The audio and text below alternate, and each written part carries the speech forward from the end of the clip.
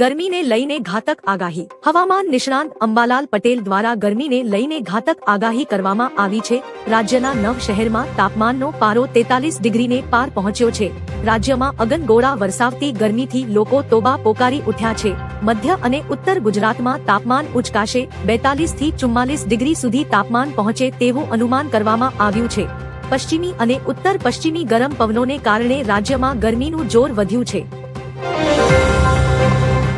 બંગાળની દશા અને દિશા બદલાવાની છે. પશ્ચિમ બંગાળના બૈરકપુરમાં જનસભાને સંબોધિત કરતા પીએમ મોદીએ કહ્યું કે બૈરકપુરે આઝાદીની લડાઈને તાકાત આપી. બૈરકપુરમાં હવે બદલાવની ગુંજ છે. બંગાળની દશા અને દિશા બદલાવાની છે. આ વખતે બંગાળમાં પરિવર્તન આવશે. બંગાળની જનતાનો ઈરાદો સ્પષ્ટ છે. વધુમાં પીએમ મોદીએ કહ્યું કે 4 મેના રોજ શપથ ગ્રહણમાં આવીશ. પીએમ મોદીએ કહ્યું કે ભયાનક ગરમી બાદ પણ મને થાક અનુભવ્યો નથી. રોડ શો મારા માટે તીર્થયાત્રાની જેમ છે.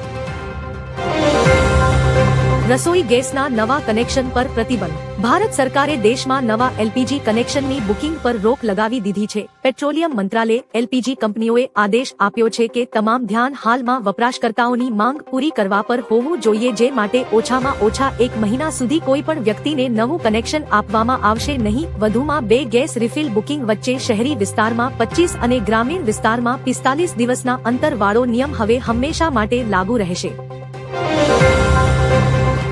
પશ્ચિમ બંગાળ પરિવર્તન માંગે છે. પીએમ મોદીએ રવિવારે કોલકાતામાં કરેલા રોડ શોનો એક વિડિયો સોશિયલ મીડિયા પર શેર કરીને જીતનો દાવો કર્યો છે. જે વિડિયોમાં લખ્યું હતું, કોલકાતામાં ઐતિહાસિક રોડ શો શહેરનો મૂડ એક વાતને સ્પષ્ટ કરે છે કે પશ્ચિમ બંગાળ પરિવર્તન ઈચ્છે છે. પશ્ચિમ બંગાળ બીજેપી ઈચ્છે છે, જે તમે વિડિયોમાં જોઈ શકો છો. બંગાળ ચૂંટણી માટે પીએમ મોદી સતત પ્રચાર કરી રહ્યા છે. જણાવીએ કે ગઈકાલે બંગાળ ચૂંટણીના પ્રચાર માટે અંતિમ દિવસ હતો.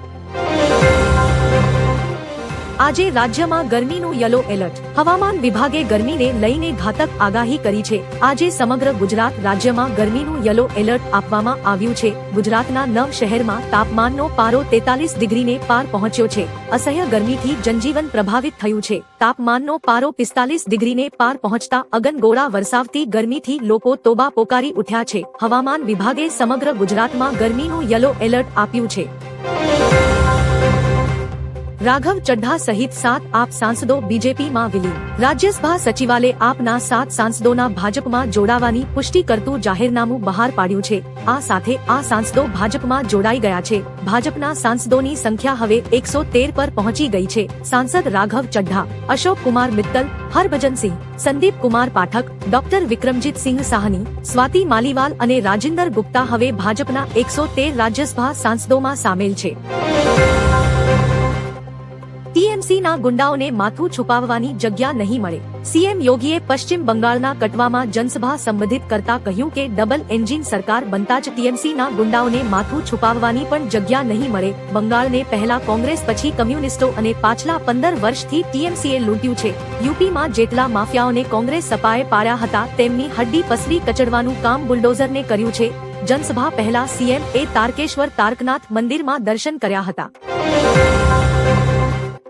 ઈરાને ભારતીય જહાજ પર ફાયરિંગ કર્યું. ઈરાની કોસ્ટ ગાર્ડે 25 એપ્રિલના રોજ ઓમાનના શિનાસ આઉટર પોર્ટ પાસે ટોગોના ધ્વજવાળા કેમિકલ ટેન્કર એમટી સિરોન પર ચેતવણીના ભાગરૂપે ફાયરિંગ કર્યું હતું. આ જહાજમાં 12 ભારતીય ક્રૂ મેમ્બર્સ હાજર હતા. પોર્ટ્સ, શિપિંગ અને જળમાર્ગ મંત્રાલયના જણાવ્યા અનુસાર તમામ ભારતીય નાવિકો સુરક્ષિત છે અને કોઈને ઈજા પહોંચી નથી. ભારત સરકાર વિદેશ મંત્રાલય અને સંબંધિત પક્ષો સાથે સતત સંપર્કમાં છે.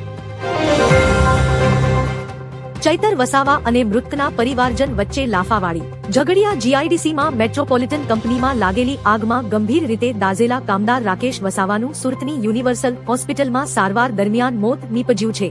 આ આગમાં કુલ 15 કામદારો દાઝ્યા હતા. મૃતકના ભાઈ રોશન વસાવાએ આમ આદમી પાર્ટીના ધારાસભ્ય ચૈતર વસાવા પર ગંભીર આક્ષેપ કર્યો છે. કંપની ખાતે પહોંચેલા ચૈતર વસાવાએ બોલાચાલી થતા મૃતકના ભાઈને લાફો મારી દીધો હતો. રશિયા ભારતને આપશે લોંગ રેન્જ મિસાઇલ. ભારત અને રશિયાએ એક મોટા સંરક્ષણ કરાર પર હસ્તાક્ષર કર્યા છે, જે હેઠળ રશિયા ભારતને લોંગ રેન્જ મિસાઇલો પૂરી પાડશે. જો કે આ સોદાની હજુ સુધી સત્તાવાર જાહેરાત કરવામાં આવી નથી. અહેવાલો અનુસાર ડીલને અંતિમ સ્વરૂપ આપવામાં આવ્યું છે. રશિયાની R-37M ultra long range missile ભારતને ખાસ કરીને ચીન અને પાકિસ્તાન સામે ટક્કર આપી શકે છે. સાગર રબારીએ આપને કર્યા રામ રામ। ગુજરાતના રાજકારણમાં ભૂકંપ આવ્યો છે। વધુ એક આપ નેતાએ રાજીનામું આપ્યું છે। રાજુ કરપડા બાદ આપના પ્રદેશ મહામંત્રી સાગર રબારીએ રાજીનામું આપ્યું છે। સાગર રબારીએ પાર્ટીના સભ્યપદ સહિત તમામ પદ પરથી રાજીનામું આપ્યું છે। વધુમાં તેમણે આમ આદમી પાર્ટીમાં કાર્યકરો અને નેતાઓના સહયોગ બદલ સાગર રબારીએ આભાર માન્યો હતો અને વ્યક્તિગત સંબંધો અકબંધ રાખવાની વાત કરી હતી। શિવાજી મહારાજ પર ટિપ્પણી કરવા બદલ ધીરેન્દ્ર શાસ્ત્રીએ માફી માંગી। મહારાષ્ટ્રમાં વિરોધ વચ્ચે ધીરેન્દ્ર શાસ્ત્રીએ છત્રપતિ શિવાજી મહારાજ પર ટિપ્પણી કરવા બદલ માફી માંગી છે। તેમણે કહ્યું કે તેમના નિવેદનને સોશિયલ મીડિયા પર એડિટ કરીને શેર કરવામાં આવ્યું હતું। વધુમાં તેમણે કહ્યું કે હું શિવાજી મહારાજના અપમાન વિશે વિચારી પણ ન શકું। નાગપુરમાં યોજાયેલ એક કાર્યક્રમ દરમિયાન શાસ્ત્રીએ કહ્યું હતું કે યુદ્ધથી થાકી હારીને શિવાજી મહારાજ તેમની જવાબદારીઓ છોડવા ઈચ્છતા હતા। ગંગટોકમાં પીએમ મોદીની રેલી। પીએમ મોદી ગંગટોકમાં રેલી કરી રહ્યા છે। તેઓ 2 દિવસીય સિક્કિમ પ્રવાસે છે। પીએમ મોદી રેલી બાદ ગંગટોકમાં સિક્કિમના રાજ્ય સ્થાપનાની 50મી વર્ષગાંઠના સમાપન સમારોહમાં ભાગ લેશે। સિક્કિમના ગંગટોક પહોંચતા પીએમ મોદીનું લોકોએ ભવ્ય સ્વાગત કર્યું હતું। ગુજરાતમાં ફરી ચૂંટણીની જાહેરાત। સ્થાનિક સ્વરાજ્ય ચૂંટણીમાં 3 બેઠકો પર ફરી મતદાન થશે। આ બેઠકના ઉમેદવારો અવસાન પામ્યા હતા। ચિત્રિયા બેઠક, અસ્તાન બેઠક, દહેગામડા બેઠક રાજ્ય ચૂંટણી આયોગે જાહેર કર્યા મુજબ 11 મે ઉમેદવારી પત્ર ભરવાની છેલ્લી તારીખ, 12 મે ફોર્મ ચકાસણી, 13 મે ફોર્મ પરત ખેંચવાની છેલ્લી તારીખ છે। મતદાન 24 મે અને મતગણતરી 26 મે 2024ના રોજ થશે। હોર્મુઝને લઈને મોટા સમાચાર। ઈરાન અમેરિકા વચ્ચે બીજા રાઉન્ડની વાટાઘાટોના કોઈ સીધા સંકેતો નથી, પરંતુ પાછલા બારણે શાંતિ કરાર માટે પ્રયાસો ચાલુ છે। અમેરિકા ઈરાન વચ્ચે ચાલી રહેલા તણાવ વચ્ચે તેહરાને યુએસને એક નવો શાંતિ પ્રસ્તાવ મોકલ્યો છે, જેમાં હોર્મુઝ સ્ટ્રેટને ફરી ખોલવા અને યુદ્ધનો અંત લાવવાનો પ્રયાસ કરવામાં આવ્યો છે। જો કે આ માટે ઈરાને શરતો રાખી છે, જેમાં પરમાણુ વાટાઘાટો અને નાકાબંધી હટાવવા સંબંધિત નવી શરતોનો સમાવેશ થાય છે। કોલકાતામાં અમિત શાહનો રોડ શો। બંગાળ ચૂંટણીના પ્રચારના અંતિમ દિવસે કેન્દ્રીય ગૃહમંત્રી આજે કોલકાતાના બેહાલા પશ્ચિમ વિધાનસભા ક્ષેત્રથી બીજેપી ઉમેદવાર ઇન્દ્રનીલ ખાનના સમર્થનમાં રોડ શો કરી રહ્યા છે। જણાવીએ કે બંગાળમાં પહેલા તબક્કાનું મતદાન પૂરું થયું છે, જ્યારે બીજા તબક્કામાં 29 એપ્રિલે 142 બેઠકો પર મતદાન થશે। વધુમાં જે સાંજે 5 વાગ્યા બાદ ચૂંટણી પ્રચાર શાંત પડી જશે અને આચારસંહિતા લાગુ થશે। બંદૂકના નાળચે એસબીઆઈ બેંકમાં લૂંટ। સુરતના વરાછા વિસ્તારમાં સ્ટેટ બેંક ઓફ ઇન્ડિયાની શાખામાં 4 હથિયારધારી લૂંટારુઓએ ઘૂસીને આશરે 50 લાખ રૂપિયાની લૂંટ કરી છે। લૂંટારુઓએ બેંક કર્મચારીઓને બંદૂકની અણીએ બંધક બનાવીને સ્ટ્રોંગ રૂમ અને કેશ કાઉન્ટરમાંથી રોકડ રકમ લૂંટી લીધી હતી। ઘટના બપોરના સમયે બની હતી। લૂંટ પતાવ્યા બાદ તમામ લૂંટારુઓ ફરાર થઈ ગયા છે। પોલીસે તપાસ શરૂ કરી છે।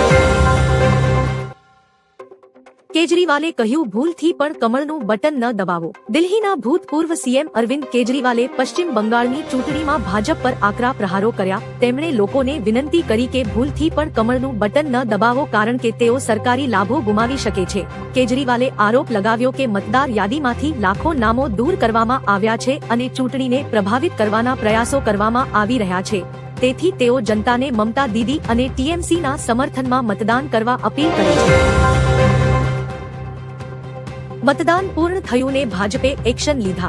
મહેસાણા જિલ્લા ભાજપે સ્થાનિક સ્વરાજ્ય ચૂંટણી વચ્ચે પક્ષ વિરોધી પ્રવૃત્તિમાં સંડોવાયેલા 5 આગેવાનોને પ્રાથમિક અને સક્રિય સભ્યપદેથી 6 વર્ષ માટે સસ્પેન્ડ કરી દીધા છે। સસ્પેન્ડ થનારાઓમાં જિલ્લા ભાજપના પૂર્વ ઉપપ્રમુખ જગદીશ એમ પટેલ, એપીએમસી ઉનાવાના ડિરેક્ટર સુરેશ ડી પટેલ, ખેરાલુ તાલુકા ભાજપના પૂર્વ મહામંત્રી દિનેશ ચૌધરી, તાલુકા પંચાયતના પૂર્વ પ્રમુખ પરેશ જે પટેલ અને કલ્પેશ કે પટેલનો સમાવેશ થાય છે।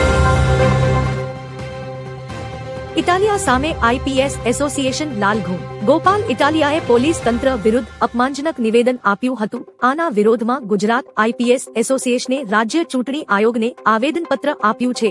એસોસિએશનના પ્રમુખ જીએસ મલિકની આગેવાનીમાં સભ્યોએ આયોગ સમક્ષ રજૂઆત કરી કે ઇટાલિયાએ પોલીસનું અપમાન કર્યું છે અને તેમના મનોબળને તોડવાનો પ્રયાસ કર્યો છે। એસોસિએશને માંગ કરી છે કે આવા નિવેદનો આપનારા નેતાઓ સામે આયોગ દાખલારૂપ કાર્યવાહી કરે।